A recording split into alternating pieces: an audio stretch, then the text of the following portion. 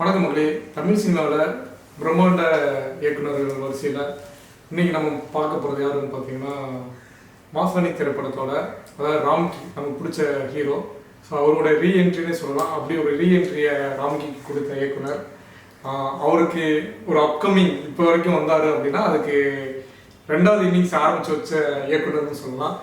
திரு மாசாணி படத்தோட இயக்குனர் பத்மராஜ் அவங்கள தான் நம்ம சந்திச்சு பேச இருக்கிறோம். சார் வணக்கம். நல்லா இருக்குங்க சார்? நல்லா இருக்கேன். Okay sir.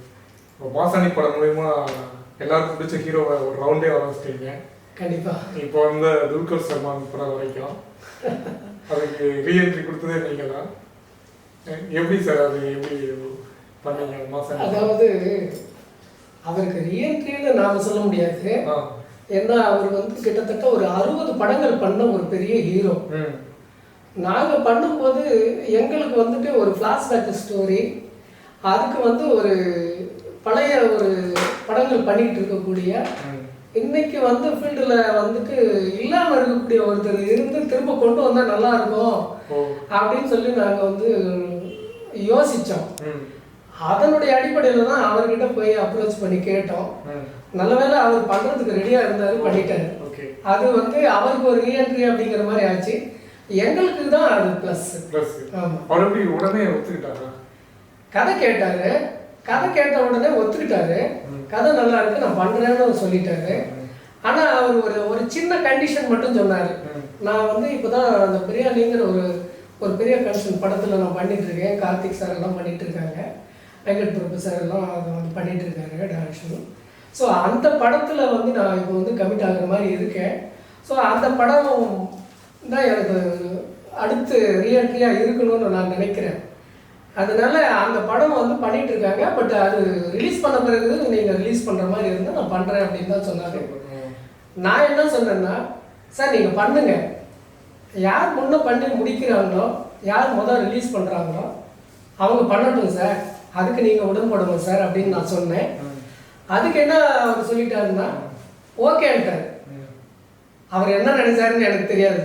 ஸோ இவங்க சின்ன எளிமையான பட்ஜெட்டு, இவங்க சீக்கிரம் முடிக்க மாட்டாங்க, இவங்க பண்ணுவாங்களா மாட்டாங்களா அப்படிங்கிற ஒரு டவுட்டில் கூட அவர் அதுக்கு ஒத்துட்டு இருக்கலாம்.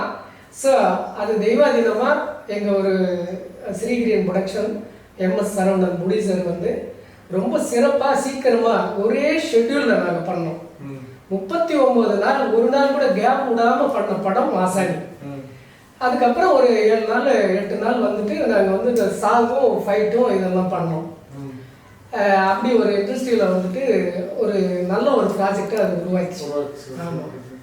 இப்போது அந்த படம் உங்களுக்கு பெரிய ஸ்ட்ரகிள் கொடுத்துச்சா இல்லை எப்படி சார்?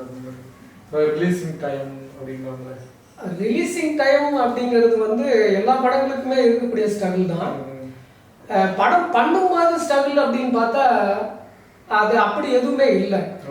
என்ன காரணம் அப்படின்னு கேட்டால், அந்த தயாரிப்பாளர் வந்து அவ்வளோ ஒரு அந்த என்ன சொல்கிறது, அந்த படம் சினிமாவை வந்து அப்படி லவ் பண்ணுவார். நம்ம வந்து படம் தயாரிக்க வந்துட்டோம், எந்த குறையும் இருக்கக்கூடாது, சரியாக பண்ணணும், நல்லா பண்ணணும் அப்படிங்கிற ஒரு மோட்டிவேஷன்லேயே அவர் வந்து ஒவ்வொரு நாள் என்ன சொல்ல போனால் விரதம் இருந்தாருன்னே சொல்லணும். காலையில் சாப்பிடவே மாட்டார். அவர் சாப்பிடலன்னு உடனே அவர் ஒரு தயாரிப்பாளரே இவ்வளோ ஒரு டெடிகேஷனோட இருக்கிறாருங்கும் போது நாமளும் அப்படி இருக்கணும்னு சொல்லிட்டு நான் கூட அந்த மாதிரி தான் இருந்தேன். ஆமாம், 2 பேருமே அவர் வந்து ரொம்ப ஆன்மீகத்தில் ரொம்ப நம்பிக்கை உள்ளவர், கடவுள் பக்தி உள்ளவர். எங்கே போனாலும் ஷூட்டிங் போனாலும் அங்கே ஒரு சின்ன கோயிலை பார்த்தா கூட உடனே அதுக்கு நாங்கள் பூஜை போட்டுருவோம். அந்த மாதிரி தான் அப்படி அந்த படம் வந்து போச்சு. ஸ்ட்ரகிள் அப்படிங்கிறது வந்து நாங்கள் வந்து படம் பண்ணும்போது எங்களுக்கு இல்லை, படம் பண்ணி முடிச்ச பிறகு ஸ்ட்ரகிள் வந்தது. என்ன ஸ்ட்ரகிள் அப்படின்னாக்கா ரிலீஸிங் தான்.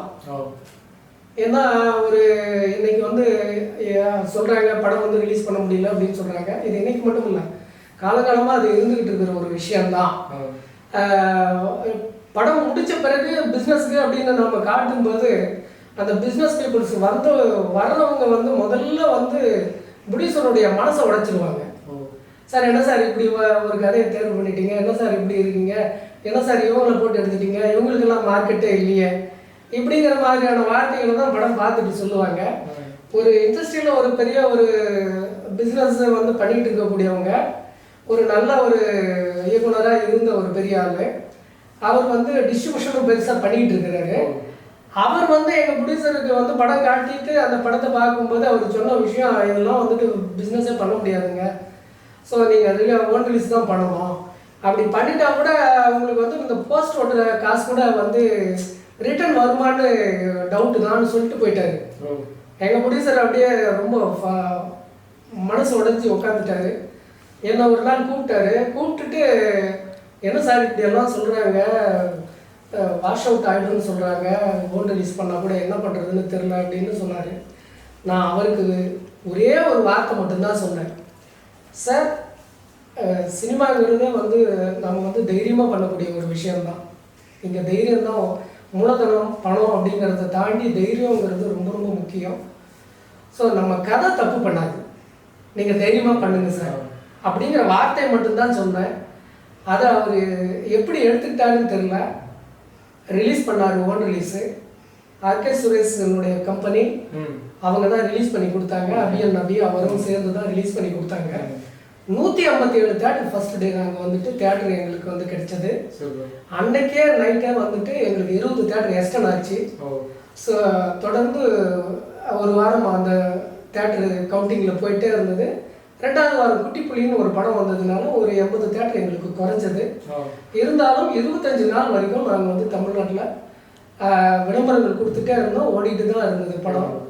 மலேசியா, சிங்கப்பூர் இதெல்லாம் 30 நாள் 32 நாள் போன ஒரு நல்ல படம். இலங்கையில் இருந்தெல்லாம் எனக்கு வந்து அந்த பீரியடில் ஃபோன் கால் வரும், சார் ராம்கி சாரை வந்து நீங்கள் வந்து வச்சு எடுத்திருக்கீங்க, நாங்கள்லாம் அவங்களுடைய ரசிகர்கள், உங்களுக்கு தேங்க்ஸ் அப்படின்னு சொல்லிட்டு எனக்கு வந்து ஃபோன் பண்ணி பேசின நபர்கள் நிறைய பேர் இருக்காங்க. நீங்கள் அந்த மாசாணி படத்துக்கு ராம்கி சூஸ் பண்ணுறதுக்கான காரணம், ஏன்னா நிறைய பேர் கொஞ்சம் ரெஸ்ட்டில் இருந்திருப்பாங்க ஆர்டிஸ்ட்லாம், நீங்கள் அவங்கள சூஸ் பண்ணிக்கலாம், பட் பர்டிகுலராக அவரை சூஸ் பண்ணுறதுக்கான காரணம் அது என்ன காரணம்னு கேட்டிங்கன்னா, ஒரு பழைய ஹீரோ வந்து வேணும் அப்படிங்கிறது நாங்கள் ஒரு முடிவு பண்ணிட்டோம்.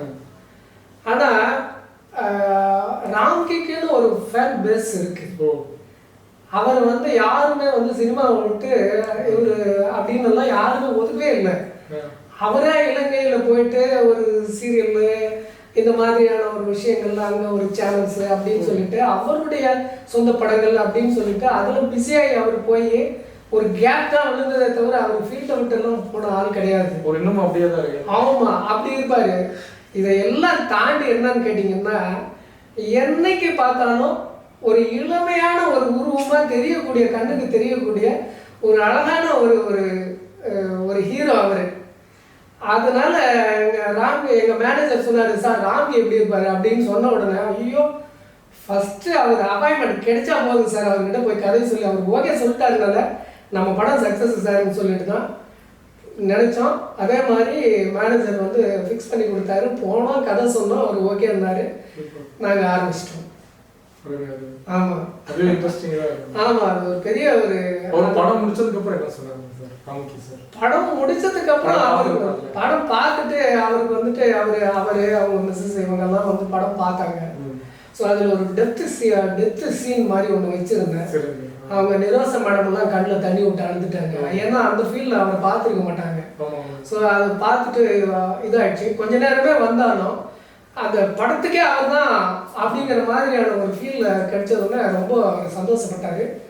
கடைசி அந்த படம் முடிஞ்சு அந்த ஃபர்ஸ்ட் டே வந்து அந்த படம் பார்க்க அந்த தியேட்டரில் வந்து பார்க்குற வரைக்கும் அவங்க எங்களுக்கு ப்ரொமோஷனுக்கு கூடவே இருந்தாங்க. சூப்பராக. ஆமாம், ஒரு நல்ல ஒரு சினிமாவுக்கு வந்து ஒரு உண்மையான ஒரு நல்ல ஒரு மனிதர் அவர். சரி சரி சரி. இப்போ நீங்கள் எந்த மாதிரியான பேக்ரவுண்ட்லேருந்து சினிமாக்குள்ள வரீங்க? எங்கள் பேக்ரவுண்டு வந்து பார்த்தீங்கன்னா, நாங்கள் வந்து எங்கள் பேஸ் வந்து நெசவு. எங்கள் தாத்தா பாட்டியிலேருந்து எல்லாருமே சேலம் மாவட்டத்தில் அரிசிபாளையங்கிற அந்த ஒரு ஊரில் வந்துட்டு எங்கள் தாத்தா வந்து நெசவு தொழில் பண்ணிட்டு இருந்தார். அம்மா பாட்டைங்கிறது இடம் பெயர்ந்து வந்தோம். எங்கள் அப்பா இவங்கெல்லாம், எங்கள் சித்தப்பாலாம் நெசவு தொழில் தான். நான் படித்து நான் ஒரு பட்டப்படிப்பெல்லாம் படிக்கல, உயர்கல்வி அந்த இதுக்கு மட்டும் ஓரளவுக்கு போயிட்டு நான் ஸ்கூல் நின்றுட்டேன். ஏன்னா எங்கள் ஃபேமிலி ஒரு எளிமையான ஃபேமிலி, பெரிய வருமானம் இல்லாத ஃபேமிலி. நெசவுக்கு தொழிலில் ஒன்றும் பெரிய கூலி எல்லாம் கிடைக்காது. அது ஒரு வறுமையிலேயே வாழ்ந்துட்டு இருக்கக்கூடிய ஒரு இதுதான். அன்றாட வேலை செஞ்சால் அன்றாட வந்து வயிற்று கழுவலாம் அப்படிங்கிற ஒரு பேஸ் தான். நானும் அந்த தொழிலை செஞ்சுக்கிட்டு தான் இருந்தேன். எனக்கு ஒரு சின்ன ஒரு ஆர்வம், இந்த நாடகங்கள்லாம் அந்த ஆடி மாதம் இந்த இதெல்லாம் பண்ணும்போது போடுவாங்க. நான் போய் நாடகங்களில் போய் பார்ப்பேன். என்னுடைய நண்பர்கள் எல்லாம் அதுலலாம் இருந்தாங்க. ஸோ அந்த நாடகத்தினுடைய ஒரு ஈர்ப்பில் தான் நான் அங்கே போய் ஒரு நடிக்கணும் அப்படின்னு போன இடத்துல அதையெல்லாம் கற்றுட்டு பார்த்த உடனே என்ன கதை தானே இப்படி தானே அப்படின்னு சொல்லிட்டு நானும் வந்து ஒரு கதை எழுதி வீடு வீடாக 2 ரூபாய் வசூல் பண்ணி நாடகம் போட்டது தான் என்னுடைய முதல் அனுபவம். கலை. ஆமாம் ஆமாம். நடிகருங்கிறதுக்கு வந்து மிகப்பெரிய ஒரு முகவட்டும் மிகப்பெரிய ஒரு விஷயமும் கண்டிப்பாக வேணும். இயக்குனருங்கிறது வந்து தன் மனசளவில் வந்து ஒருத்தர் நடிக்க வச்சிடலாம், அவங்கள வேலை வாங்கிடலாம். ஆனால் அதே நாம பண்ணும்போது நம்மளால முடியாது. ஃபர்ஸ்ட் நடிக்கிறதா போயிருக்கீங்க, அப்புறம் எப்படி இயக்குனராக மாறினீங்க? என்ன ரீசன்? அது வந்து நடிப்புங்கிறது வந்து நாம நினைச்சா மட்டும் நடக்காது இல்லையா? அதை நம்மளை நடிக்க வைக்கிறவங்களும் நம்மளை ஏத்துக்கிறவங்களும் வேணும். கண்டிப்பா. ஏன்னா யாருமே ஏத்துக்கலையே, அதனால என்னால அந்த நடிப்புக்கு போக முடியல. வின் பண்ணதா அப்படின்னாக்கா அதுக்கு காரணம் வந்து கதை. அதுக்கு வந்து என்னன்னா ஒரு சிந்தனை, அது நம்ம கிட்ட இருந்தது. ஒரு நல்ல ஒரு மெசேஜ் சொல்லக்கூடிய ஒரு திறன் நம்ம கிட்ட இருந்தது. அந்த நாடகம் எழுதுன அந்த அனுபவம் தான். இப்போ நீங்க உங்களுக்கு பேசும்போது கான்வர்சேஷன் பண்ணும்போது இயல்பாக பேசுறீங்க. ஆமா. இப்போ உங்களுக்கான கதையை வந்து நீங்க எப்படி சூஸ் பண்றீங்க?